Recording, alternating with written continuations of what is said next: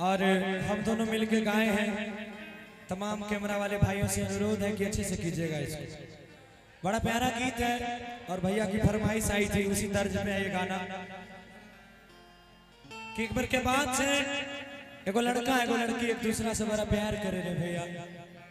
एक गांव में पढ़ल के लिखल के बर भेले। एक दिन वही लड़की के बियाह होकर माए बाबूजी कोनो दूसर जगह तय कह दिल के अचानक से। जब वही लड़की के बियाह होकर माए बाबूजी कोनो दूसर जगह तय कह दिल के, लड़का कई बात के पता लागले तो लड़का वही वियोग में वही शोक में भैया जहर खाए। लड़का जहर खाए के तरपे लागले। जब ये बात वही लड़की के वही पगली के पता लागले, वो पगली भागल भागल वही लड़का लग आवे छे। वो लड़का से कहे जे बड़ा सुंदर भाव में, आइए आपका जो लाइन है, लड़का कहे जे बड़ा सुंदर भाव में कि जाए छोड़ दुनिया से और छोड़ के सुगानिया के। ठीक है पगली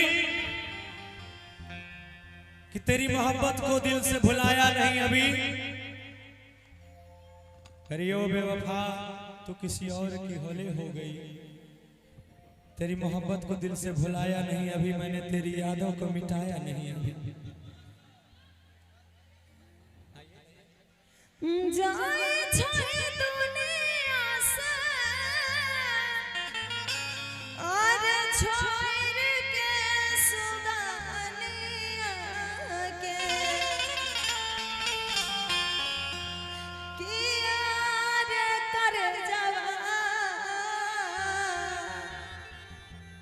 तोरा बिना धीरज को न बांधब रे जान। कि कितनी आसानी से कह दिया तुमने कि मुझे भूल जाओ। कते आसानी से तू कह दिली कि हम भूल जिए तोरा। अरे जालिम ये क्यों नहीं कह दिया कि बहुत जी लिया, फांसी के फंदे पे झूल। कि तोरा ले इतनी टका कहबो कि फोटो पहाड़ चढ़ाई के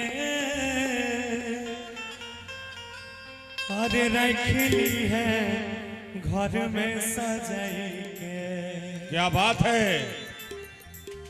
फोटो पर अरे हार चढ़ाई के कि रखली है घर में सजाई के। कि आगे पगली तने दिन के खातिर दुनिया में आइली होगे कि आगे पगली।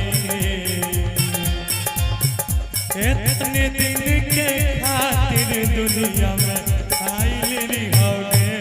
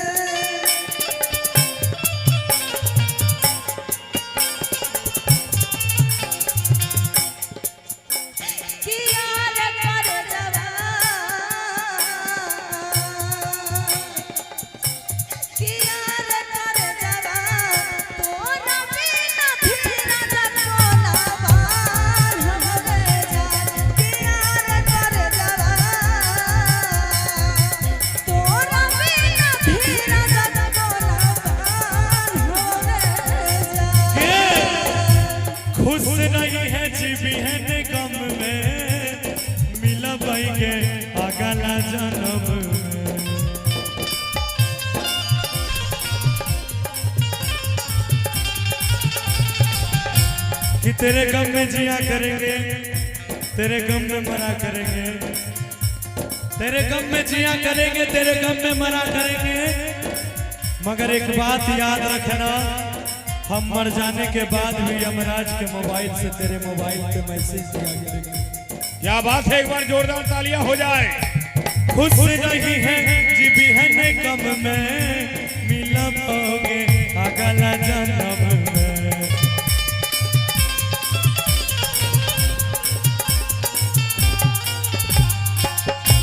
कि आगे पगली प्यार के दुश्मन परनवा लेतोगे जा।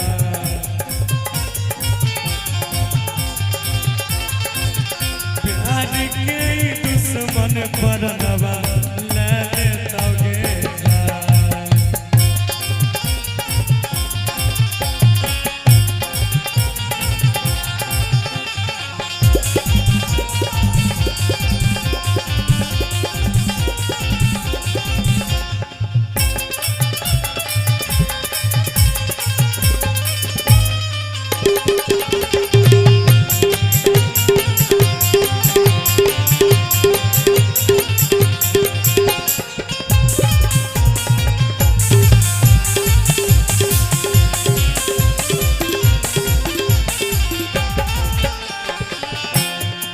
रे जान सुना, अगर तू मर जेबी तो हमहू मर जेबो। हम तब जी के की करबै? कि जब दुनिया में हमरा संग तू ही नहीं रही तो बेकार सब धन दौलत प्यार मोहब्बत लगे। हम तो अपन दुनिया अपन संसार तू ही मान रही हो बगली।